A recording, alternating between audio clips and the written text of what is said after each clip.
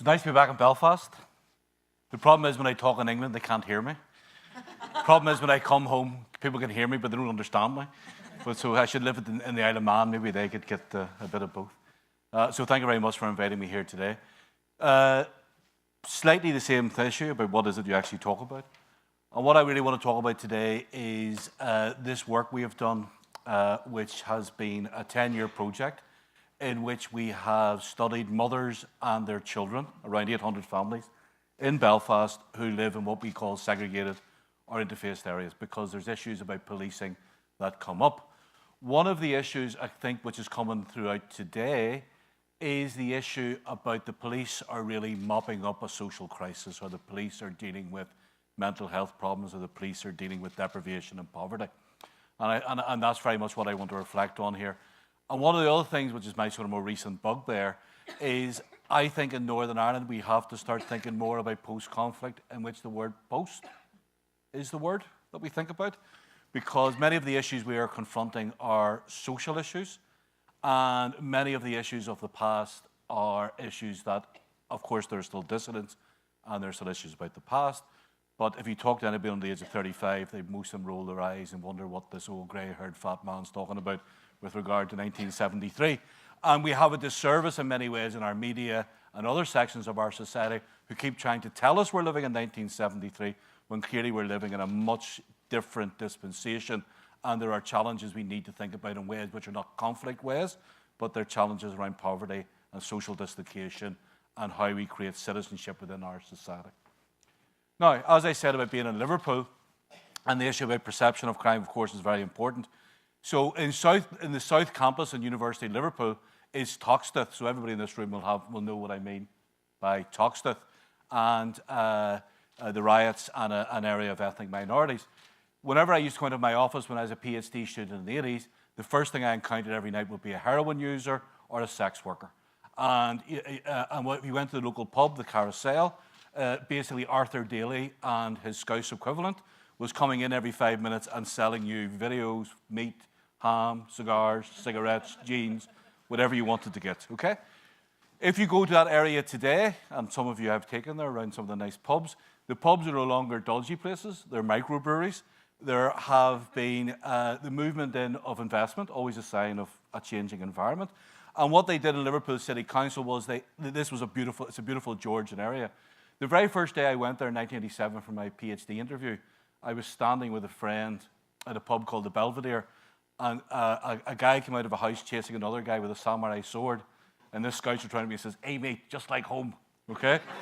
And if you go to that bar now, they do bespoke pork pies, whatever. They're still fattening, but anyway, they look nice and they have a fancy name. But what they did was a settled development of the area. So some of it is social housing, and some of it is private housing. So some of those places were like 20 or 30,000 pounds in the 80s, and now they're £2 million houses. So you actually had a sort of a thoughtful way in which that community was redeveloped. Now, what's also important, of course, about Liverpool is if you go to Liverpool 20 years later, or 30 years later, I was being hopeful there, 30 years later, what you also observe is the city centre's been redeveloped, and there's lots of this Parisian, Mediterranean-type bars and restaurants and all of this that has taken place.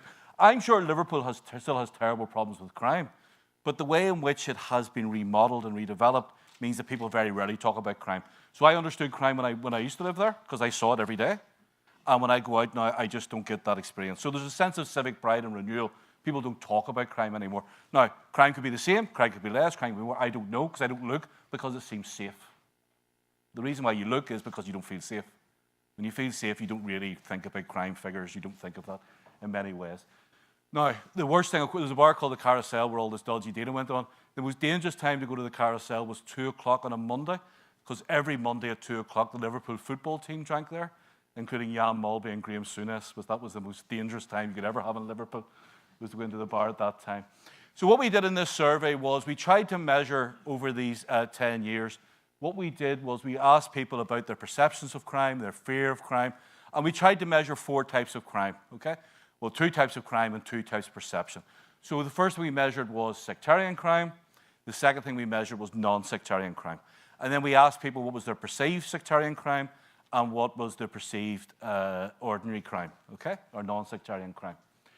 And what we knew during that period we were doing the work was there was a growth in assaults, there was a growth in drug crime, there was a growth in these types of crimes that came about after we had the ceasefires, etc. So we had less militarization, we had less policing, the drug issue grew, lifestyles, all of that influenced that. So what you can see on this chart was we then divided the communities up to low sectarian crime, high sectarian crime, and medium sectarian crime. So what we observed from the record was that 0.9, less than 1% of all crimes in Northern Ireland had a sectarian motivation. Okay? There was no ward in Belfast in which, you can see the bottom here, high sectarian crime. There was no ward in which sectarian crime was higher than 7% of all recorded crime. Okay? Comprende? Okay? So low sectarian crime, 1% or less, recorded in that year.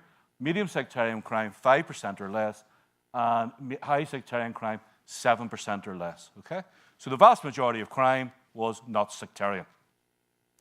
The perceived sectarian crime, which is the second column, I get my laser pen to work. The second column, okay?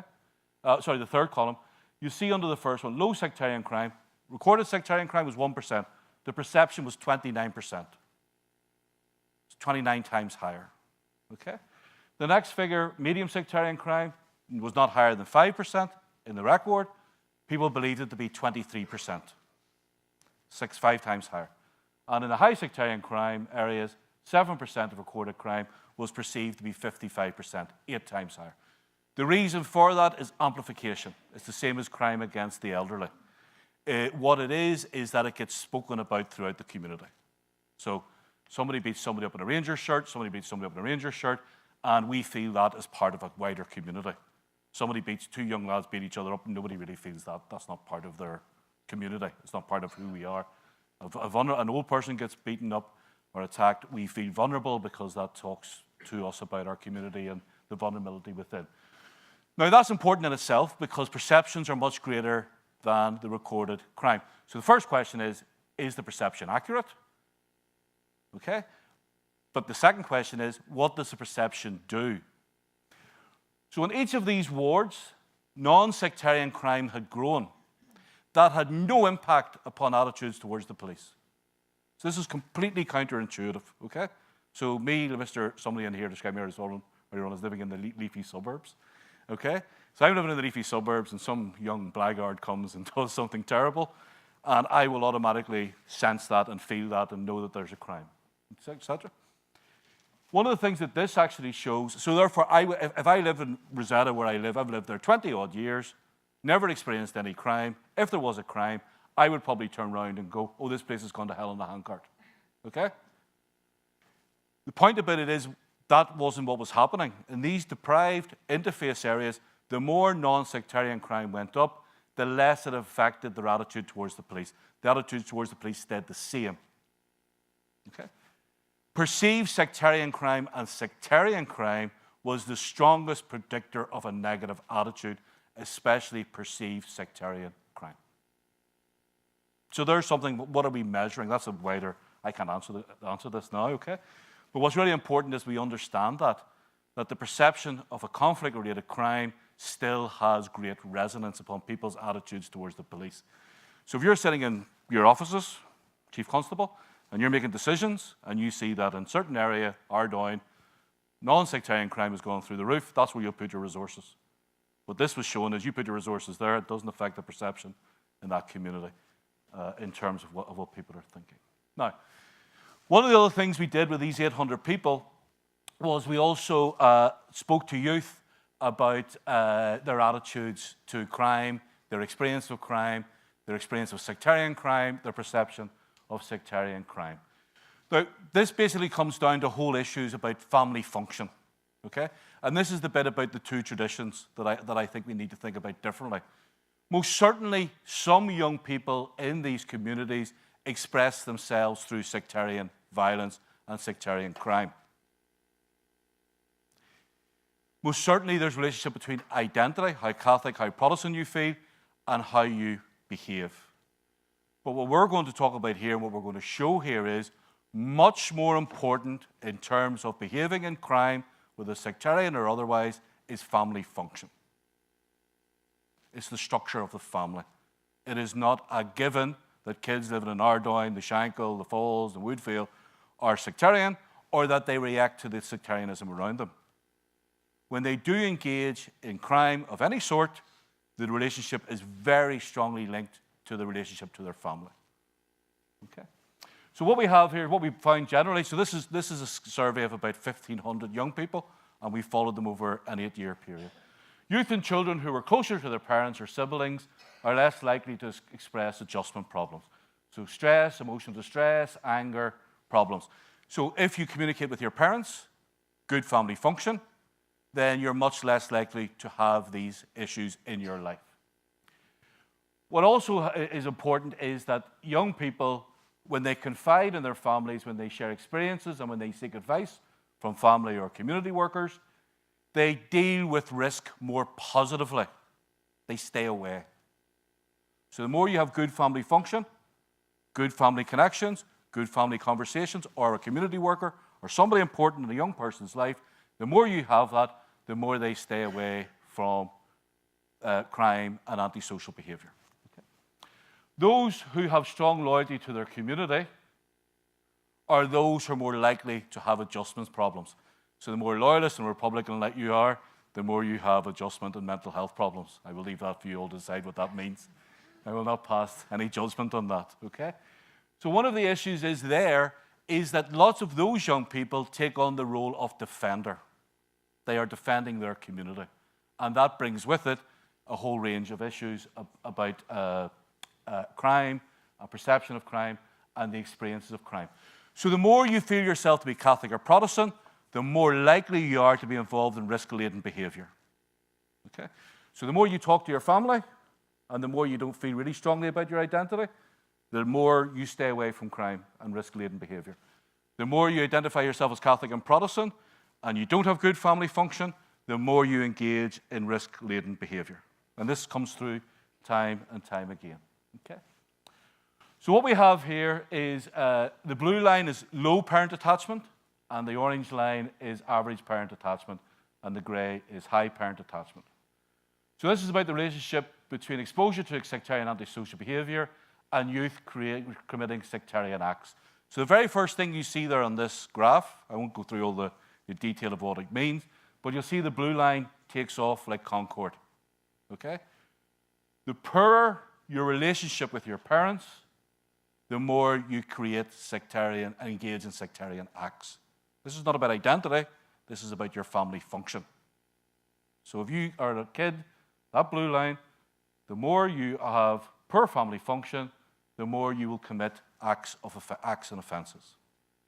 So clearly this is telling us that one of the problems for the police is you're picking up a social family crisis mental health problem. Okay?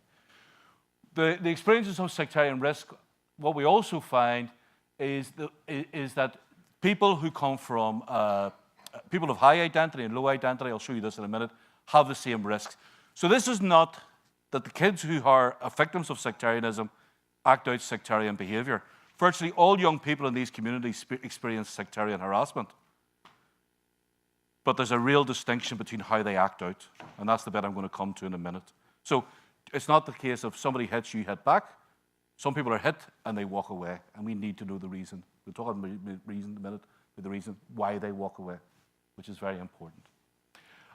Those who do respond to sectarian aggression experience family conflict, have other adjustment problems, and are not at all anxious about crime or sectarian behaviour. They don't see their behaviour, which is risk-laden, as having risks for them. So the kids who don't engage, the kids in good family function, understand if I do this, it has consequences. The kids who don't feel that have families which are in crisis. They aren't, there's something missing in their life and their function, which is leading them into better ways. The higher the level of family insecurity, the greater the insecurity of the young person in their community. So the more there's rioting in the house, lack of communication in the house, the greater the risks and the insecurity for those people within their communities. The same thing again about, here we look at identity and behaviour. So the low identity, those we said who are less Catholic and Protestant, those who aren't really hung up on their identity, When they experience sectarian crime, what this graph tells us is they walk away. They walk away because they become anxious. When they experience assault and crime, their anxiety rises in a short period of time, and that anxiety takes them away. Those who engage don't have that anxiety problem. They don't feel anxious. They don't measure the risks of their engagement, and they engage. And you can see there's a massive gap between these two relationships. So, low identity, more anxious in the short term, stay away from trouble. Very, very simple. Now, as you can see here in this graph, the very first one, you see the red and the blue. So the blue is low level of youth communication, poor family function, and the red is high level of communication, high family function. Yep. So you see in the first column on your left, the red and the blue have virtually the same experience of sectarian violence. Yep, everybody can see that? The next column is exposure to non-sectarian, exposure to crime, non-sectarian crime. You can see the kids who have low function, more family dysfunction, are much more likely to experience that type of crime. Okay? So in terms of sectarianism, the red and the blue are relatively similar. Kids are experiencing in those communities the same levels of sectarian intimidation and harassment. If you go to the third column, what you see is those who come from low functioning families are 2.5 times more likely to engage in sectarian violence. So if there's 100 kids living in a community, and 100 kids living in the community beside it, and 20 kids in each of those communities are victims of sectarianism, half of them will engage twice as much more likely if they have adjustment problems within their family, within the context of the community in which they live. So what this tells us is that a low ability to deal with risks such as sectarianism and poor family dynamics, what's happening in the home, poor family dynamics, is happening on the street. What's happening on the street, high levels of risk-taking, is happening in the home. The two are completely interrelated. High family cohesion and support within families and lower level of family contact and available level of networks of superior support are also linked with positive youth functioning. So if a child doesn't have a parent they can work with or a sibling they can talk to, somebody like a community worker also can have a very positive role. That investment in those types of positions is actually very important. Greater emotional security is a buffering factor. So the more young people feel secure, the more they are buffered from engaging in crime. And youth adjustment problems and low well-being. So the kids who are involved in these crimes and these antisocial behaviours have low self-esteem, maladaptive conditions, poor educational outcomes. They have depression and anxiety, 2 and 3 times higher than others within the average within their community. They are much more likely to have emotional problems, and they most certainly have severe adjustment problems. This is a mental health, social crisis problem. It's not an identity problem. Identity is a way in which they express those problems. Identity per se is not the problem itself. And this is what's actually very important. Now, one of the other things we looked at was this idea about contact between communities. And the blue column on the top table is the vast majority of kids have been involved in no inter-community contact. Okay? So there's never done it once, more than once. If you look at the graph below, on the left-hand side, intergroup trust. What this graph actually shows is you don't trust the other community any more if you engage with them than if you don't engage with them. There's a fundamental problem in this society. We spend vast amounts of money on the contact hypothesis, and there's no evidence that the contact hypothesis works. What does work, and where societies do function, which are multicultural, multi-ethnic societies, where they do work, is where you don't have high levels of poverty, high levels of anxiety, high levels of social dislocation, high levels of rejection. This is a society this week which put 300,000 children into poverty by a welfare act by this government. And these are the issues that we need to be talking about. So what we have here is all of these ways in which there's a youth in crisis. We have all of these ways in which we need to talk about resilience, behaviour, coping, mood, substance abuse. We need to think about through all of those things for those young people. And then we need to think of positives such as the family structure, employment, inclusion within society, inclusion within their community. We can think about all of these ways we can intervene. Strategy, community, restorative, the work that Debbie would do, employability, family function. Now, this is what's come out through today, and where's Will? After Will said this morning he didn't call these partnerships, I don't know what to call them anymore. But anyway, the fundamental problem is we have all of these things in our society at the top who are trying to intervene and guide and work with young people who are at risk, okay? What we should be talking about is quite clearly the communities have a role to play, the point that was made earlier with youth in crisis. We have all of these other type of interventions, and what we should be moving to is this model at the bottom where we put these things much more closely together. So this is what all of this data is telling us is there's a fundamental problem with policing when policing is picking up a problem. How can police work in an environment of increasing family breakdown? How can police work in a society in which there's increasing levels of depression amongst young people? How can they work in a society in which there are more and more maladaptive conditions amongst young people? The police are not a social service, but quite clearly they're working at the end product of those who fall through the safety nets that we have in our society. So central to all of this, I shall finish, you don't have to put your finger up anymore. I'll tell you off when I get you home. Central, sorry, I'm not taking her home. Sorry, I've got my own wife.